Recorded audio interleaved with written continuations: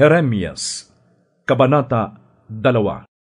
Sinabi sa akin ni Yahweh na pumunta ako sa Jerusalem at ipahayag ito sa lahat ng naroroon. Natatandaan ko ang iyong katapatan noong bata ka pa, ang iyong pagmamahal ng tayo'y ikasal. Sinundan mo ako sa gitna ng disyerto, sa gitna ng lupaing walang tanim na anuman. Ikaw, Israel, ay para kay Yahweh, ang pinakamainam na bahagi ng kanyang ani. Pahihirapan ang sinumang mananakit sa iyo. Darating sa kanila ang mga kaguluhan.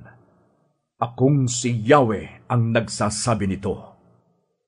Pakinggan ninyo ang pahayag ni Yahweh, mga anak ni Jacob, sambahayan ni Israel. Sinasabi ni Yahweh, ano bang nagawa kong kamalian?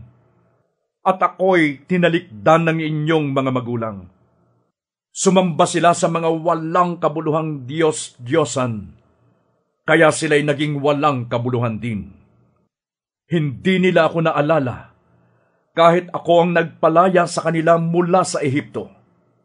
Pinatnubayan ko sila sa malawak na disyerto, sa mga lupaing baku-bakot, maburol, sa isang tuyo at mapanganib na lugar na walang naninirahan at nagnanais dumaan. Dinala ko sila sa isang mayamang lupain upang tamasahin nila ang kasaganaan niyon.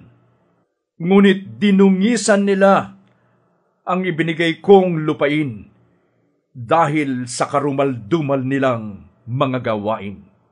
Hindi man lamang nagtatanong ang mga pari, nasaan si Yahweh? Hindi ako nakikilala ng mga dalubhasa sa kautusan. Hindi sumusunod sa akin ang mga pinuno. Nangangaral ang mga propeta sa pangalan ni Baal. Sumasamba at naglilingkod sa mga Diyos-Diyosan. Kaya't muli kong susumbatan ang aking bayan at uusigin ko hanggang kaapu-apuhan.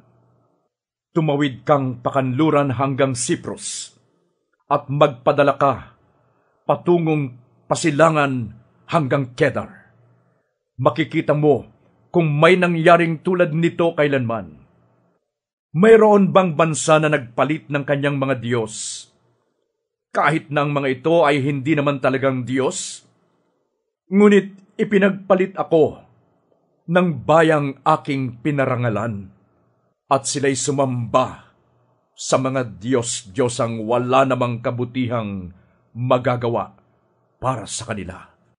Kaya manginig kayo sa takot o kalangitan, manggilalas kayo at manghilakbot. Akong si Yahweh ang nagsasalita. Dalawa ang kasalanan ng aking bayan. Tinalikuran nila ako. Ako na bukal na nagbibigay buhay. At humukay sila ng mga balon, ngunit mga balong butas na walang naiipong tubig. Hindi alipin ng Israel nang siya'y isilang? Ngunit bakit siya pinaghahanap ng kanyang mga kaaway? Sila'y parang mga leyong umaatungal habang winawasak ang lupain. Giniba ang kanyang mga lunsod, kaya't wala nang naninirahan doon. Binasag ng mga taga-Memphis at taga-Taphnes ang kanyang bungo. Ikaw na rin, Israel, ang dapat sisihin sa nangyari sa iyo. Tinalikdan mo ako na iyong Diyos. Akong si Yahweh na umakay sa iyong mga paglalakbay. Ano ang mapapala mo sa pagpunta sa Ehipto? Ang makainom ng tubig sa ilog Nilo? Ano ang inaasahan mong makukuha sa Assyria? Ang makainom ng tubig sa ilog Euphrates? Paparusahan ka ng sarili mong kasamaan. Ipapahamak ka ng iyong pagtalikod sa akin. Mararanasan mo kung gaano kapait at kahirap ang mawalan ng takot at tumalikod kay Yahweh na iyong Diyos. Ako, ang Panginoong Yahweh, Ang makapangyarihan sa lahat ang nagsasabi nito. Matagal mo nang itinakwil ang kapangyarihan ko, Israel. At ako'y ayaw mong sundin, sapagkat ang sabi mo, hindi ako maglilingkod. Ngunit sa ibabaw ng bawat mataas na burol at sa lilim ng bawat mayabong na punong kahoy, ikaw ay sumamba sa mga Diyos-Diyosan, gaya ng babaeng nagbebenta ng sarili. Maganda ka noon ng aking itanim, mula sa pinakamalusog na binhi ng ubas. Tingnan mo ngayon ang naging buhay mo, para kang ubas na ligaw, nabubulok ang bunga at walang pakinabang. Kahit maghugas ka pa at gumamit ng pinakamatapang na sabon, mananatili pa rin ang mantsa ng iyong kasalanan. Hindi mo yan maitatago sa akin. Ang Panginoong Yahweh ang nagsasalita. Masasabi mo bang hindi na dumihan ang iyong sarili at hindi ka sumamba sa Diyos-Diyosang si Baal? Napakalaki ng kasalanang nagawa mo doon sa libis. Para kang batang kamelyo na hindi mapigilan, takbo ng takbo at nagwawala. Tulad mo'y babaeng asno na masidhi ang pagnanasa. Walang makapigil kapag ito'y nag-iinit.